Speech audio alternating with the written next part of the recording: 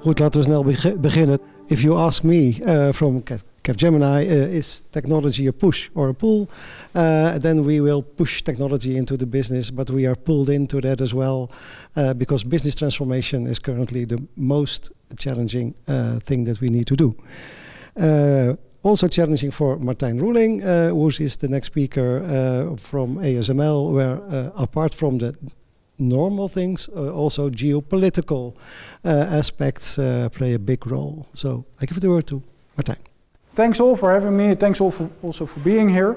Today I would like to take you through the digital identity journey that ASML is going through. And as you might know, it's a very dynamic engineering company. For those of you who do not know ASML, ASML is everywhere. I think everyone in ASML is wearing a sweater stating a quote from the BBC. They made it in 2020 or so that we were the most obscure Dutch company. That was in 2020. I think nowadays we're not perceived as obscure anymore. We're necessary to run the world, right? You see us in smartwatches, phones, self-driving cars. You see us everywhere because we make machines that facilitate the making of chips. So we are not the only machine in the process. I want to make that clear. We're part of the chain. And with that, we try to keep up with Moore's law. So that's really important for us. We still try to. There's a lot of bright minds that are helping us with that. And we don't only do that in the Netherlands. We do that across the globe. As you can see, we have people in the US, but we also have people in Singapore, Japan, Germany. So we have a lot of presence worldwide. And this is how that looks like. So in total right now, I would say we have about 75,000, let's call it identities in ASML. Those are not only workforce, it's more than just that.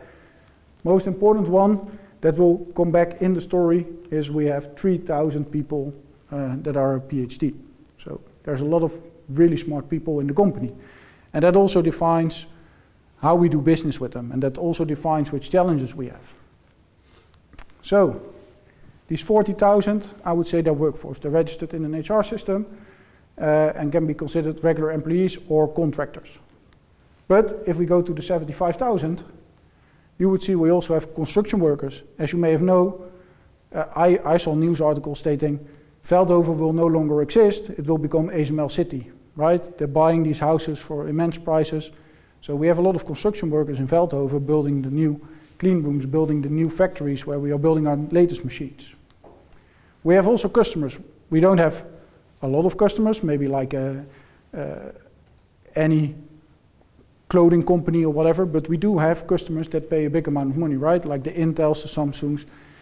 They pay a big amount of money for the machines that we are making.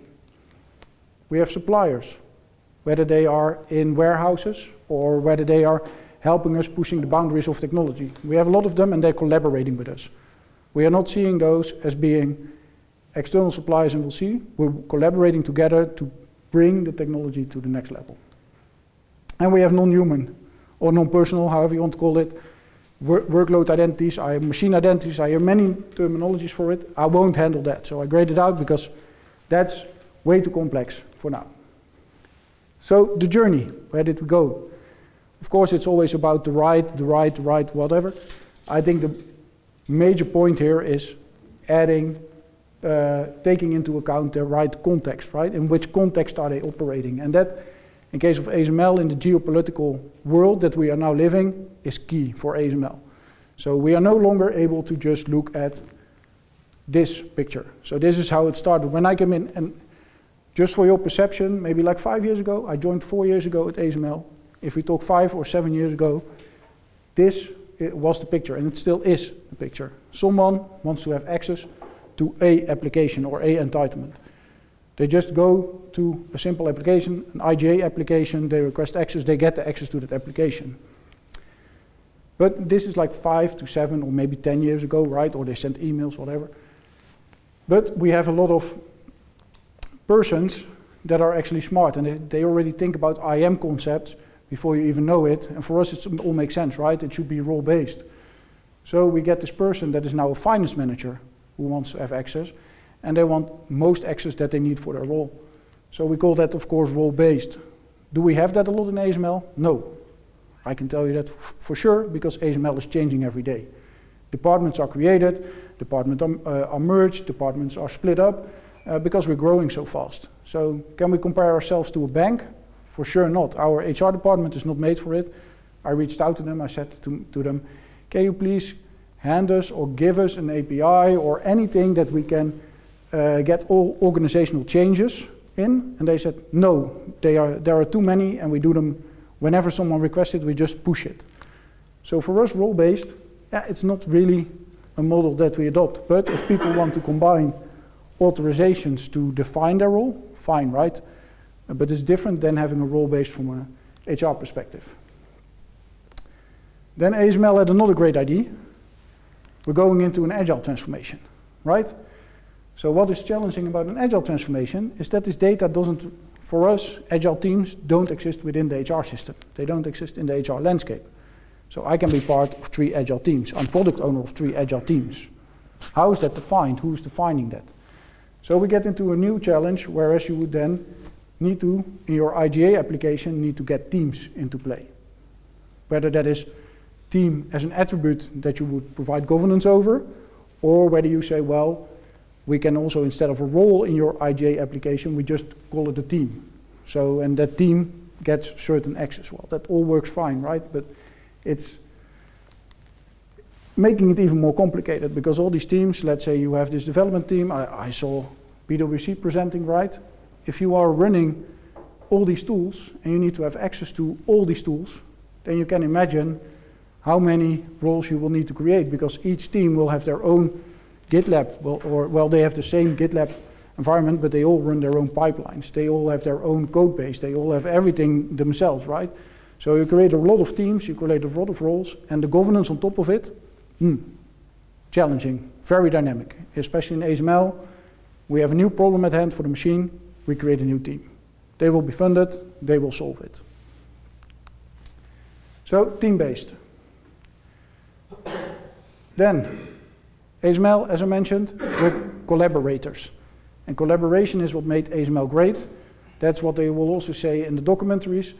It's very important that we look across the supply chain, not only when it comes to pure pushing technology boundaries, but also when it comes to identity and access management and helping them out in their cybersecurity. So we have a lot of suppliers that need access to our environment. And we all know concepts around federation or decentralized identity or whatever. But the main challenge here is, like, if you have now an IGA application there in the center, how do your suppliers that do not know anything about identity and access management, how do they get actually access to your environment?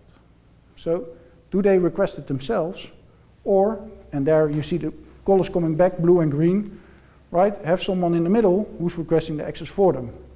And how do you then operate from a zone of responsibility? We've all seen maybe like the Okta hack, which also uses a third party for their services. I mean, how did they get access? How do we get access to those environments? Probably you have like a man in the middle, which we then call a supplier delegate. Maybe you have a different name for it, but they need to request on behalf of. The same concept holds also for customers, but could also hold for non-human identities. It's all the same. There is something in between that's managing it for them. And we are really thinking about zone of responsibility. So the zone of responsibility would be, if you're a warehouse provider, or let's say you provide a warehouse to ASML with a lot of components that need to go into the machines, then what access do you really need? You probably need access to a PDA, to something else. You have a vendor contact person for that, and that vendor contact person only is allowed to select 2 or 3 roles for those persons that work for that company, nothing more than that. This is a big challenge, big challenge. And then we only talked about admin time authorizations. And I know you probably are all interested in the geopolitical situation, because now we have people working worldwide and they're going to fly. And then they end up in countries, well, we can all name a few, right? But we know we are doing a lot of business with the US, with China, and they all force regulations on each other. So admin time authorizations are not doing the job. It's still a lot of our business, but it's not sufficient. So going back to the first example, let's say we now have an employee that is a factory manager, then this person wants to view dashboards for how his factory is doing. Normally you would say you give him a role, or him or her, and they can go to that application and see the dashboard for how the factory is operationally doing. Nowadays, we are running this via the runtime authorization checks. So we're actually going to a model which is attribute-based, whereas we would have data in the application itself. Let's say this is some kind of HANA database or whatever, whereas it is determined what the relationship is between the factory manager and which factory this person is the manager of. So probably this person is the factory manager of Veldhoven, right? So then the person can view only the data of Veldhoven. This is of course typically an example of attribute-based.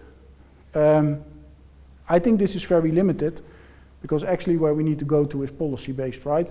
This is what we've seen all the time, and that's also what is important to ASML. So what we did, we prevented a lot of role explosions coming through, because then otherwise you need to create a role for each factory. But it does not do the trick, because we have a lot of system engineers who are working on the machine, and all these machines contain a lot of, or are built based on a lot of technology documents. Each of those technology documents contains like either a description of a screw or a bolt or maybe a panel or whatever. They contain a lot of information. Those are considered our engineering secrets. So a system engineer typically would need to have access to those documents, but maybe not all of them. And it also depends on the context when they are allowed to see it. So in that case, we are saying only view design documents when those conditions are met. Authentication. We can also have a contextual database, or well, a database containing contextual data. So we say on authentication, look at certain attributes for that person and determine if that person is allowed to access the application. So we're going into policies. So we get a policy enforcement point, policy decision points, all these kind of things. And you will have your externalized check, I would say, for that application. You will have it here on the authentication layer. The challenge here, currently, in my opinion, is that many of the target applications do not really support an externalized check. So you would need to accommodate for that. So at this moment in time, I would say that many of the checks that are actually happening just state this person is allowed to have access to the application or not. So translate this to the geopolitical situation. We have technology documents that are US-based or are Europe-based, or so they are basically created for an X amount of percent in the US. Now there's laws and regulations that prescribe that if that document is created in the US, that you cannot export it to a different country. You need to have a license for it. There's a whole definition on the internet of which countries are allowed and which countries are not allowed. So the Netherlands is, for example, allowed, no problem. But we all know the countries which are more challenging, let's say the North Koreas, the Syrias, etc. So if you were to, even as a person, step into a plane, you would land in North Korea, and you would then need to open that specific document. You should not be allowed to open it because it's deemed then as an export. And that's the law that is now currently imposed, and that's creating the geopolitical situation that we are in. So in terms of context, we are then blocking access to certain applications. But this of course has an implication on how actually business can be done, because this also affects continuity, of course. Sometimes you would need to access the document, so you actually wanted to have it more fine-grained, and then you're looking into policy enforcement points, policy decision points, however you want to call it, on the target application side. So you gather a lot of attributes into the target application, whether that's the device you're on, or what someone's regular work location is, etc. And then you can maybe build a little bit more of an advanced policy in the target application.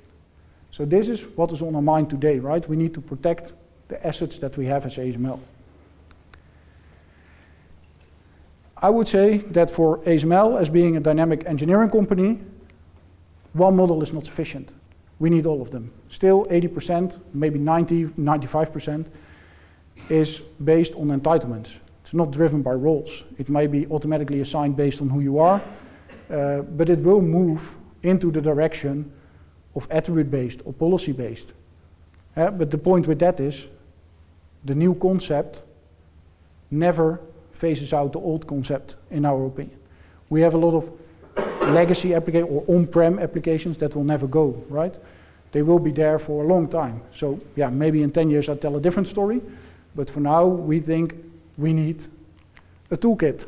So whenever I would go out to the business as a product owner, I would go and take all these models with me, and I bring them the story on, hey, these could be your solutions. Which one would reflect you best? What will the future hold? I put down 3 items. So yes, we are in need of extension of attribute-based, policy-based kind of models. How we deal with that also because of a geopolitical situation. Second, artificial intelligence. I see it going in 2 directions. I heard a lot of people talking about identity AI, identity artificial intelligence. I also would like to take it to organization artificial intelligence. I think you do not only need to look at the identity, you also need to look at the context of the organization they are in. So with our agile transformation, a lot of people that are in different agile teams report to one manager because you don't want the HR manager to be the product owner or to be the scrum master. So what happens, 100 people are now reporting into one person. This means, let's say you pick an IGA team, you have 10 administrators that are having admin access to your IGA solution.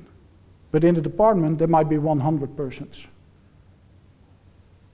Typical in the nowadays the AI solutions that we have, you will see that you will need to define a threshold, right? Do I expect this access to be there for these persons? Then 10% is nothing, right? 10% is very low.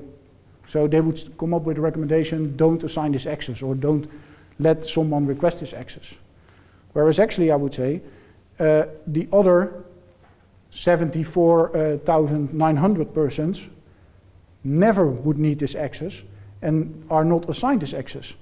So if 10 people within this department have this access, it probably makes sense that if someone in this department is requesting that access, it might be a lower risk. Well, actually, it's of course a high-risk application. So we are also thinking about organization AI, right? How do we learn from it? Or do we start registering additional attributes for that? Last one, ASML is a company of smart engineers. That refers back to the PhDs.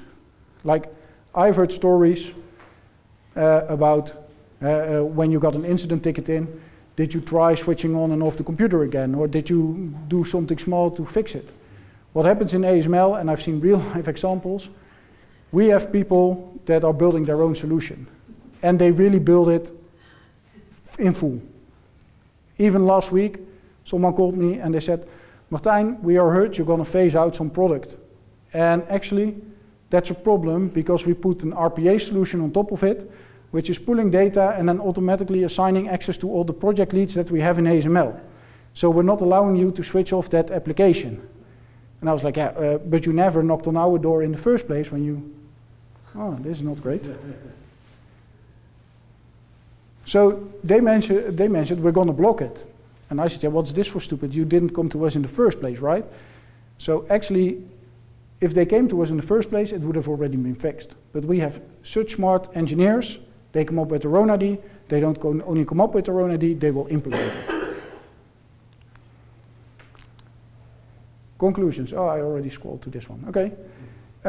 So for me, conclusion-wise, do not consider one model. I see a lot of vendors out there stating you have to go attribute-based, you have to go policy-based. I think every model still has value. In ASML, they will for sure. Some maybe smaller companies, it might be different, right? If you're just a startup or medium-sized enterprise, it might be different. But for us, every model holds. Understand the challenges that your organization has. For me, I have tons of conversations with these engineers, right? You have to offer them something unique that they really want, because otherwise they build their own solutions. And last one, build your toolkit. We are building this toolkit. We are offering all these type of solutions to them so that we get them on board and not have them work around us. Thank you. That was my presentation.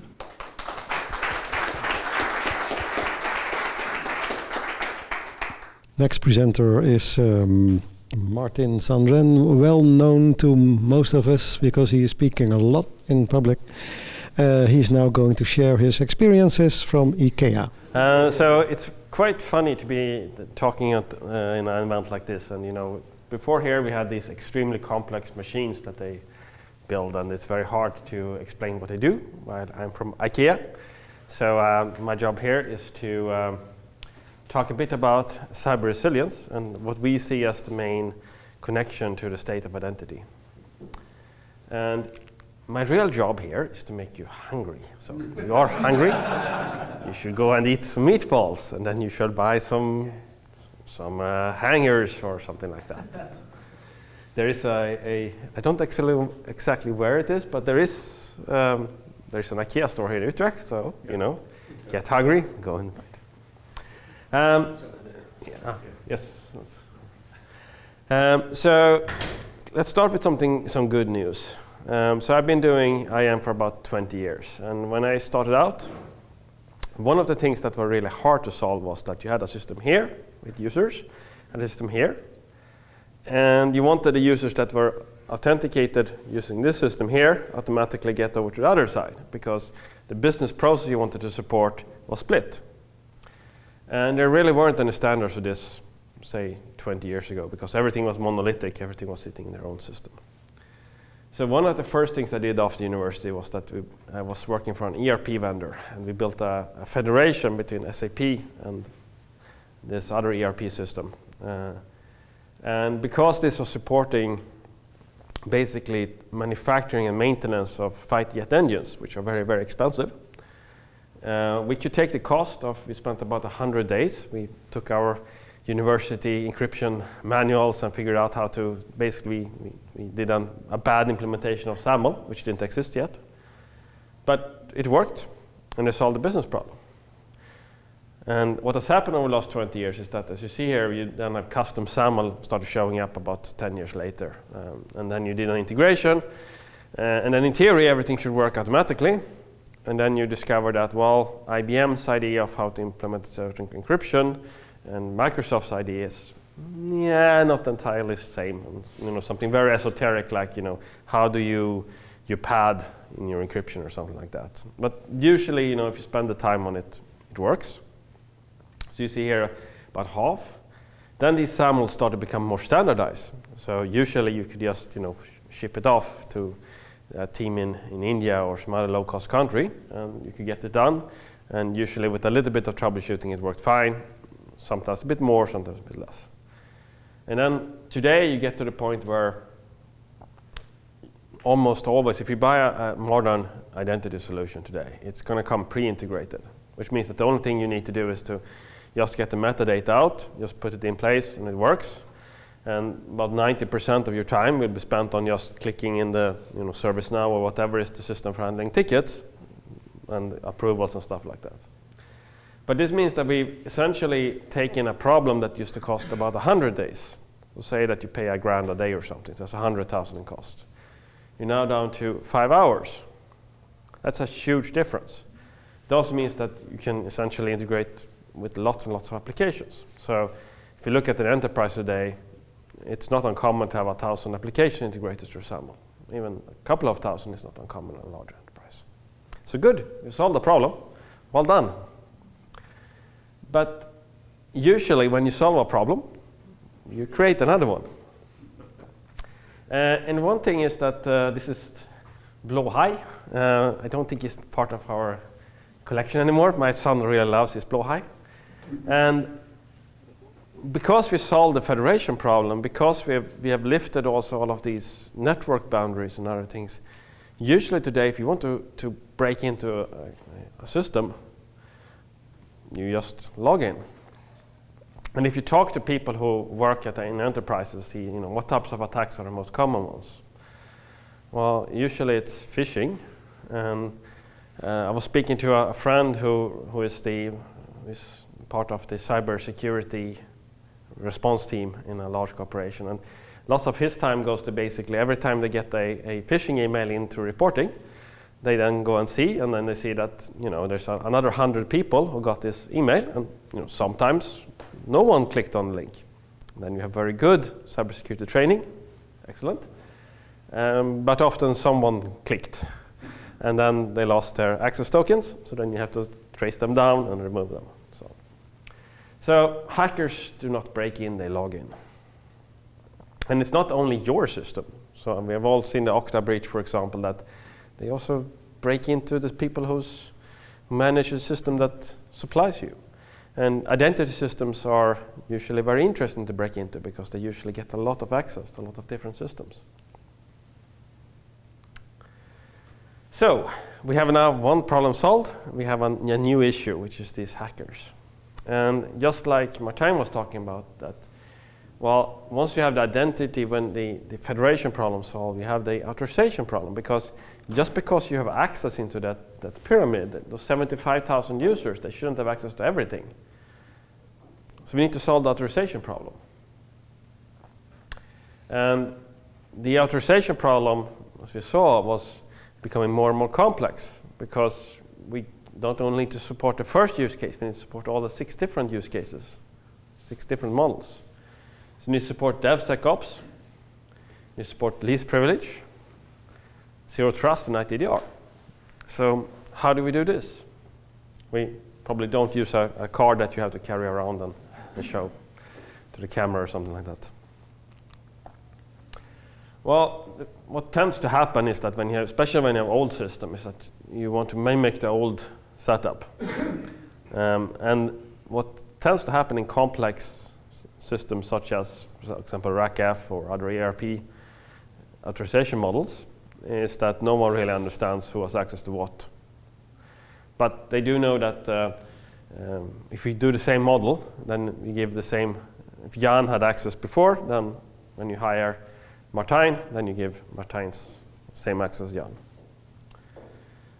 Another problem we're seeing, and this is a bit of a new twist on an old issue, is that as more and more of the access part, authentication part, are centralized into centralized PEPs and PDPs, that means that more and more applications have automatic integrations. So if you buy a software today, and if you are, for example, a Microsoft shop, Enter shop, what you will see that most applications has Enter integrations.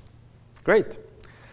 So you can set up the SSO and so on, and they might even have a provisioning integration. But then comes the question, so if you look in those integration manuals, what do they say? Well, they probably say that I would like to have global group write all, because that's the easy thing. You probably only need like 5, 10 groups, because that's the only groups that you have. But writing that instruction to explain the fact that you need not all access, but limited access is much harder. So the manual says, I need write all. And then you have a very fun discussion with that application team to explaining why their vendor is writing manuals so wrong. There's a little bit of a new twist on the old fact that it used to be that everyone wanted to be root on the machines. But the problem here is that in the old days, okay, if you were root on your server, the worst thing you could kind of do was to break that server, which was problematic for whoever supported the server. But of course, if you have read-write all, if you compromise that box or that identity, suddenly you can destroy the entire corporation. So a few years ago, there was this big hype around zero trust. That was the solution to all problems. Not entirely sure what the problem was, but the solution was zero trust. I think today there's a little bit more nuance saying least privilege, because it makes sense. You shouldn't have more access than what you need. You should only access the stuff you need to do your part of the system. So you then try to enforce least privilege. But as we discussed before, there's lots of things that make this hard, complex. So what tends to happen is that you go more for reasonable privilege. So you don't give out read-write to everything. You give out read-write to at least a little bit smaller, because that is how far you can take the discussion with the application team. And then at the end of the day, you often end up with vaguely acceptable privileges most of the time. So if the application teams don't scream too loudly or have that much political power, they will actually get least privilege. But if they scream too much, yes, here you go away.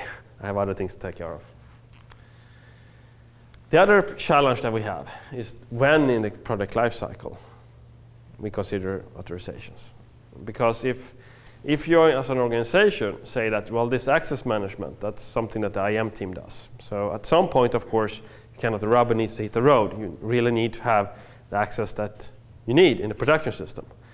But what tends to happen is that, in pre-prod, you can get a little bit higher access. It's not so important. So that means that whatever your product plan is, the time when you actually look at this tends to happen just before go live. And then you have a very, very problematic discussion, because are you going to stop this application from going live? That will cost X amount of euros every day that the application team, the development team needs to stay, costs money. So that is not the right way to do if you want to have at least vaguely reasonable privileges. So with all this, you can see that your IAM teams, if you implement zero trust and don't look at these complexities in culture and way of operating, you see 3 different variants of IAM teams. You can see that IAM teams, there's these aliens who flies around somewhere in their saucers and just say no to all the projects, or at least make it impossible to get any project through the pipeline. This is very, very cute animal that's actually part of the collection, so you can go to eat some meatballs and buy your kids some animals. And this tends to create a lot of friction, especially with your security teams, who doesn't either really understand this least privilege. So they have approved the solution, and the application teams come to us that, yes, this solution is approved by security. Okay, what did they actually approve? You get a hot potato effect, and that is never really good in the organization. There's another way. Your IAM turns into a goose. So geese are very good at you throw water on them, it just rolls off. There are some people who are very good at this, and it's a very good skill to have. But it doesn't really solve the enterprise's problem. The third variant is that your IAM teams turn into alligators. That is, they develop very thick skins, very small ears, and a big mouth, so they can bite back. Now, neither of these kind of 3 types of IAM teams are very useful for an enterprise if you want to deliver these privilege and if you want to deliver new solutions. So how do you do it better? Well, you look at 2 important parts. One is share responsibilities, and one is shift left. So share responsibilities is all about, just like you do the training on the phishing. You need to talk about this with your large organization. This can be that you go out and talk to the application teams and talk about this challenge. Because in most cases, it's one of 100 things the application teams try to think about. So if you don't kind of go out and make a little bit of a show and talk to them, there's a very big risk that this kind of gets very low priority and it's not really being discussed. If you do go out and talk to them, I think most application teams and application owners goes like, yeah, least privilege sounds good, because I don't really want to be the application that people use to attack the entire IKEA. Likewise, if you inform the application architects up front, there's a good chance that they do get it. Likewise with information security. If you try to explain it to the information security teams, there's much better chance that they actually will have this conversation early in the process and not late. Cybersecurity and IAM are 2 teams that traditionally didn't really work together as much, but they really need to, because if identity is the way to protect the company, if you only have half the puzzle, either cybersecurity side or identity side, you're not going to be successful. When should we care about this? So there should be a part in all the designs that talks about authorizations. What authorization does this application need to work? Most applications don't really need anything exotic. But for a lot of applications, the problem is that if you don't look at that early and say, you're non-exotic, so no problem, or you're exotic, and then we need to figure out how to do this with reasonable privileges. But if the discussion happens here instead, this is going to be much, much harder, both from a political standpoint and from a practical standpoint. So, thank you.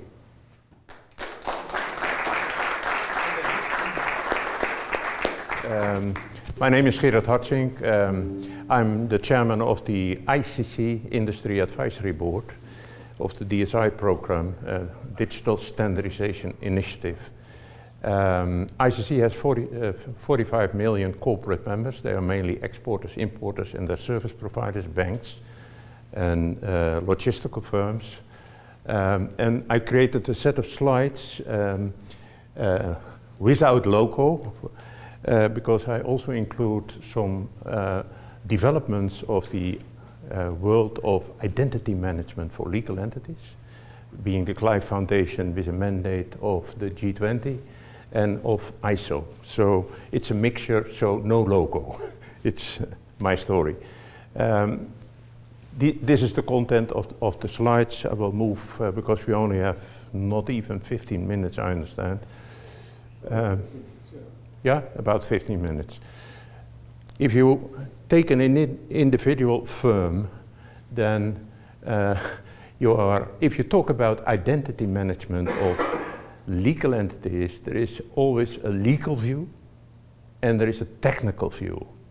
And sometimes they don't cooperate enough within a firm. And many firms are part of a larger corporation. But even in a small firm, a one-man's band is maybe too much. You are faced with these legal issues and with the technical approaches. Probably you will recognize it yourself.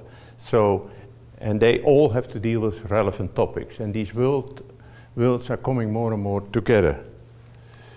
Legal entities. What is a legal entity? I have to explain it several times in ISO communities, because some people do not understand the legal difference between legal entities and natural persons, and do not understand the difference between subjects with rights and obligations and objects without rights and obligations. So each UN member, of course, has entity legal forms. I will explain it a bit more. In the Dutch system, NV, BV, Vereniging, Stichting, etc. That's true for any UN member around the world.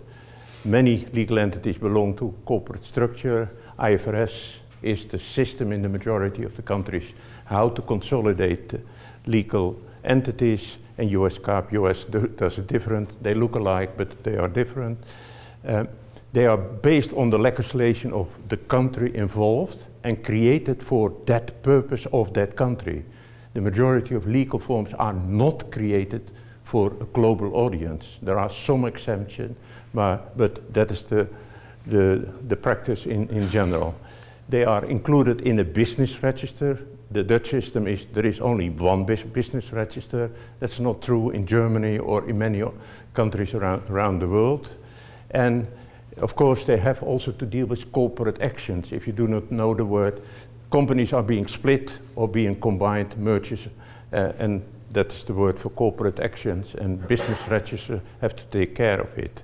And they are all based on national rules and also national standards, not global standards. They are not. And that creates a lot of problems for cross-border business, so for exporters, importers, and their service providers, because they are faced with all these national approaches, and the international supply chain, by definition, cross-border payments, etc., but also the capital and forex markets, they are by definition global, and so the public sector also is faced with this global or multi-country element, and that results that several parts of the public sector create their own identifiers to get the stuff reported to them of legal entities of more than one jurisdiction. That is happening. So the G20 in the end decided for certain developments around the world, we need a better approach. They created the concept of the global legal entity system, GLEIS. That's a G20 initiative in 2012, and they created two legal entities, the ROC, which is taking care of policies and taking care of oversight of a Swiss foundation. That was created in June 2014. I was the first chair, and that foundation has to take care of a unique legal entity identification worldwide of any UN country, only focused on legal entities. And those data may be used for business to government purposes, reporting, etc. That's happening, for instance, in the Forex markets, derivative markets in Europe, but also in the US, or in the capital markets in Europe. So there is at least 100 pieces of legislation. You can find it also all on the web. But also for business to business purposes.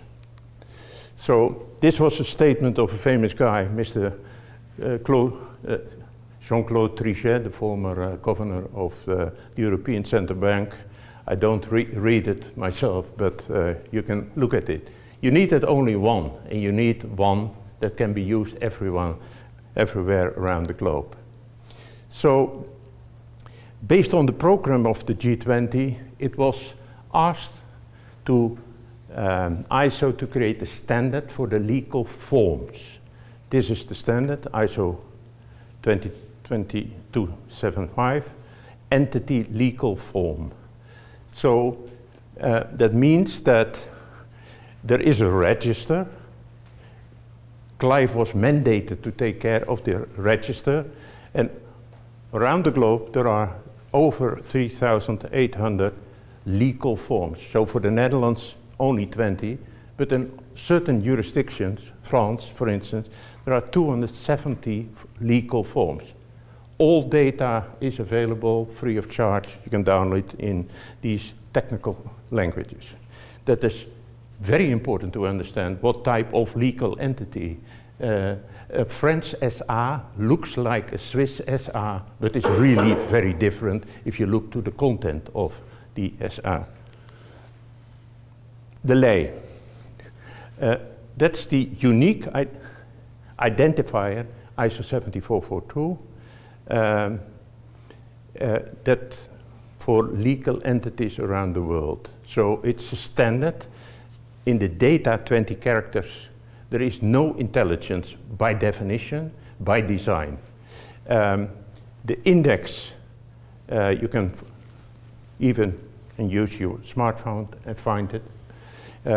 What the facts are today is 2.5 million last Friday, and of the Netherlands, over 131,000. All is downloadable free of charge for anyone, and there is an API available. Every day, a lot of companies already download their part of the data they are interested in. A company has official representative of the company, bestuurders. The word CEO, CFO is not included in any legislation around the world. So the official roles, a standard was developed again on behalf of the G20. You can find the standard over there. There is a register with all those roles, and there are globally over 2,000 roles available. So for the Netherlands, about 40. All data is downloadable. This is a new development. It was launched last year. It's very important to understand not only who is who owns whom, parent, ultimate parent, but also that you are able to verify, validate cryptographically if the counterparty is indeed the counterparty. That's the model. I don't want to go into details. There is a video available on YouTube with the launching customer, Pharma Ledger. Pharma Ledger is basically a club of the big boys in the pharmaceutical industry, and they exchange data on a blockchain network. So look, if you are interested in that, you can find a lot of the information. business register. If you only have the perspective of the Netherlands, then you think, well, there is only one entity taking care of all the registration of all the legal entities. That's true in the Netherlands. That's a bit true in France, but it is not the standard around the world. You can find a lot of information over there on the website also, and there are over 1,000 formally approved registration authorities by the ROC. So that means the ROC is 60 regulators around the world take care of rubber stamping that a new organization is added to this list. Of course, all the documentation is available. This is an initiative that started here in the Netherlands and that also had to do with certain developments. Basically, it started at the Dutch Blockchain Coalition when they had this, one of the 3 priorities had to do with identity. And the identity in a blockchain environment has also to do with identifiers for multiple purposes. So that resulted in the document that was published in June this year.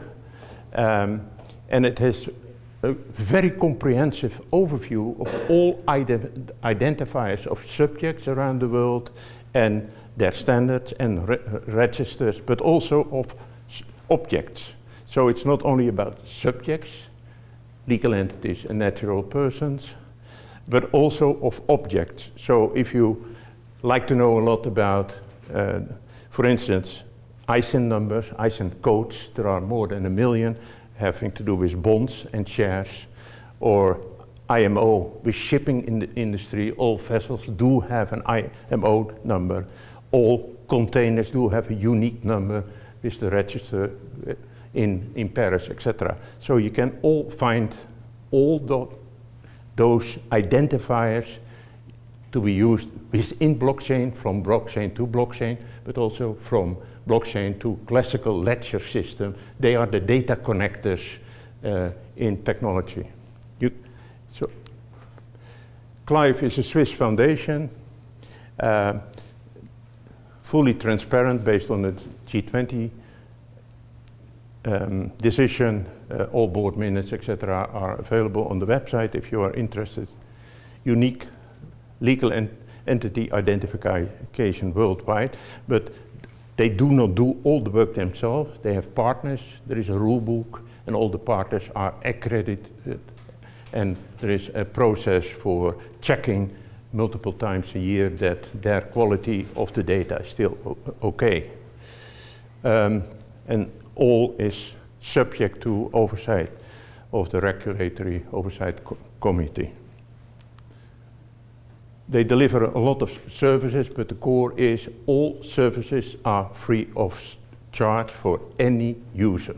That's the model. It's a decision of the G20. How is the funding done? The organization is non-profit, not for profit. So the partners, not for profit. And if you need, based on legislation, or you want to have an LEI, business to business, then you have to pay a small fee. I think the current fee for the KVK in the Netherlands is one of the lay issuers. Of the 131,000, I think they have 110,000 are issued by them.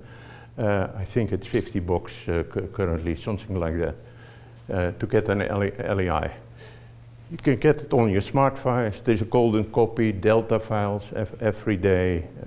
You can see the history, what's very important for certain use cases.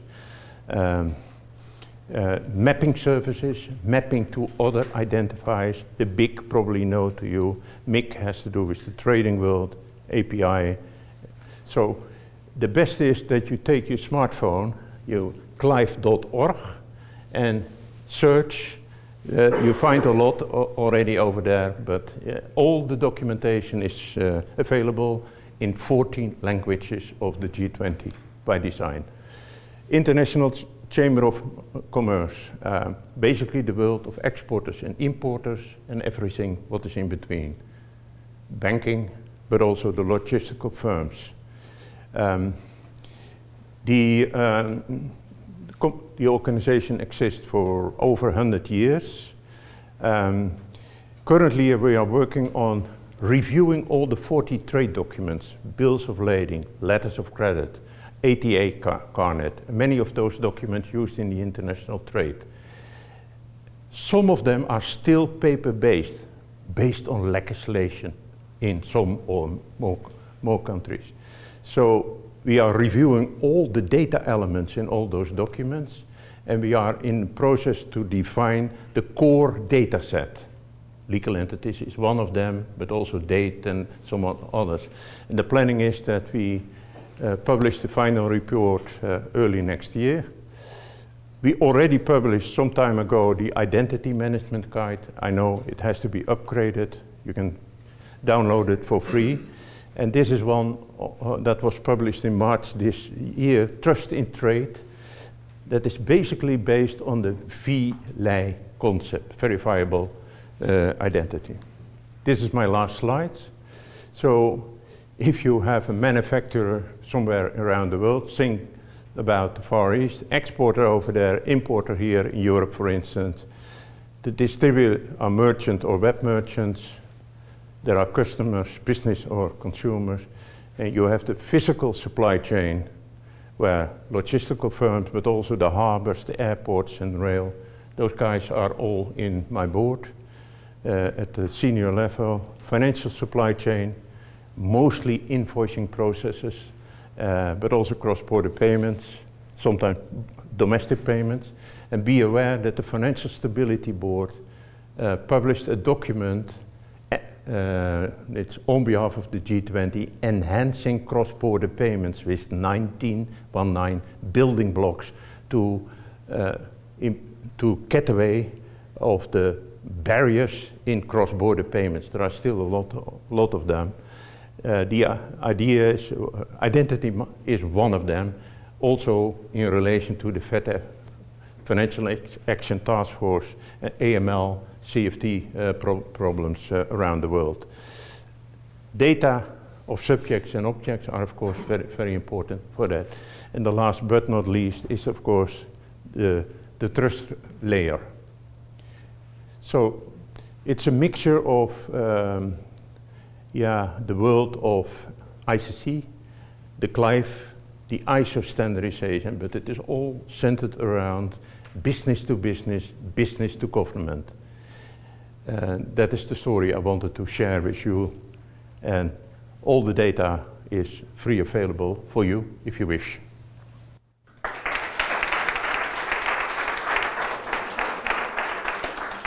Thank you, Gerard. It's time for a few questions from the audience.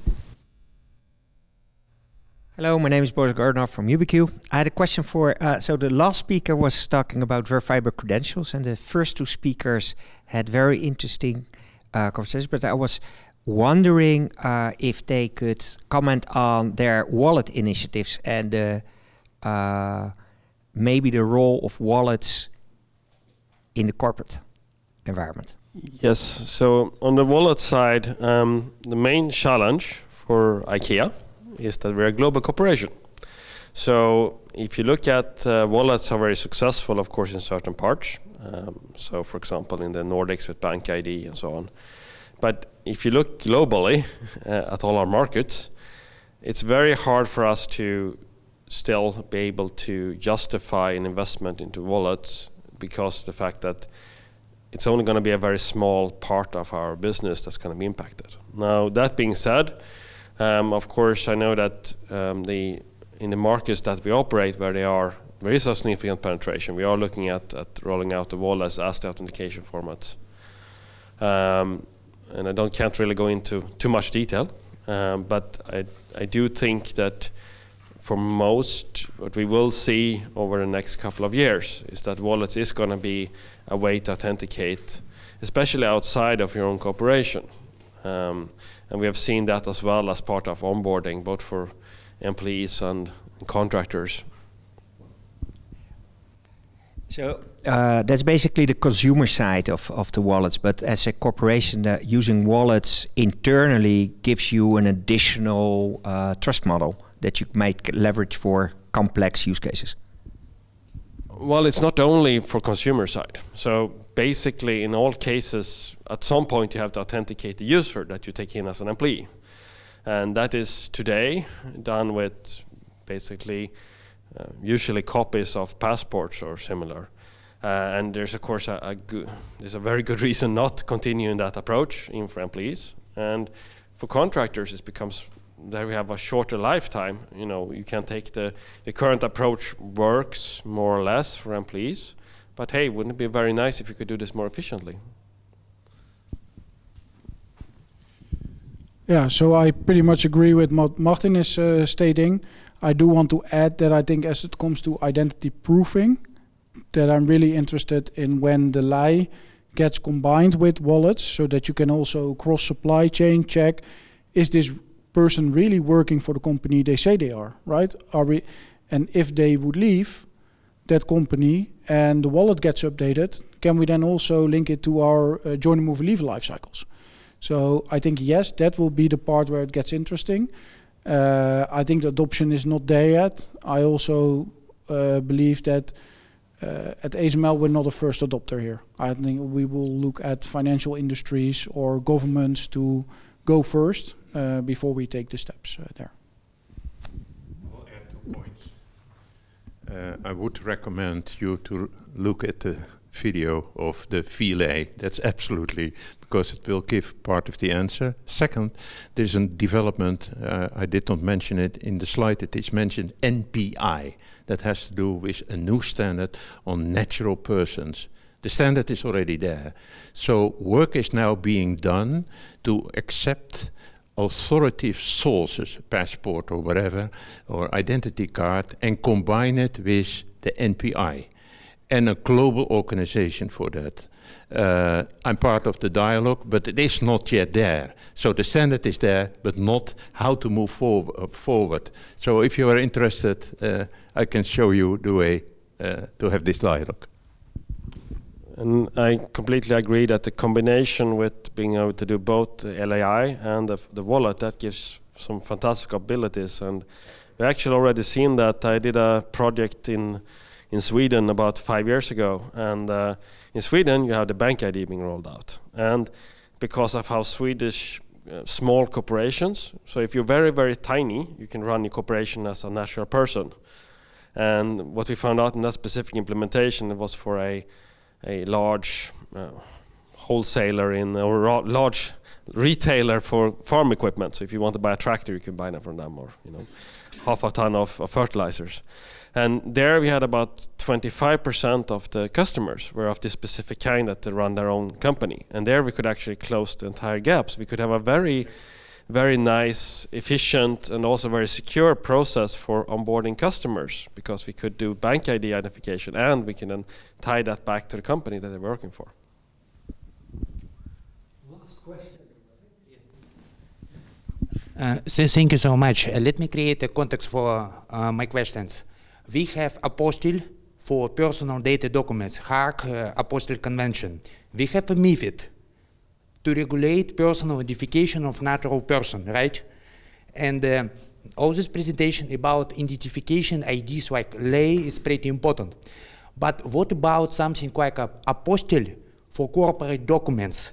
Why I'm asking, in our industry, in private banking, we have a very huge problem about how to deal with documents between Maltese, European citizen, Mauritian, Cook Island, USA, this is our jurisdictions.